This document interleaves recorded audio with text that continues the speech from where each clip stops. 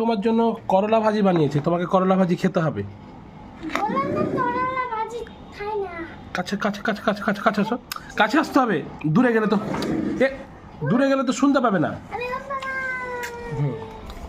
কেন তুমি করলা ভাজি কেন খাও না? দারুণ উদলাতে করলা ভাইরাস ঢুকে। করোনা ভাইরাস ঢুকে? হ্যাঁ, এই জন্য আমি করলা খাই না।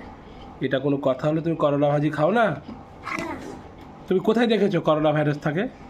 আমি দূরবীন কিনতে যাই। দিয়ে আমি যখন বাইরে যাই, যখন রিক্সা নিতে যাই, তখন আইসক্রিম ছিল। হ্যাঁ। তখন আমি করোনা ভাইরাস দেখি। তাই? হ্যাঁ। এটা তো খুবই সিরিয়াস, তাহলে করলা ভাজি আজ থেকে খাবো না। না, ঠিক আছে, করলা ভাজিতে কি থাকে? করোনা ভাইরাস ও মা, মানে তাতালা ভাইরাস ছিল। ও গো মা গো।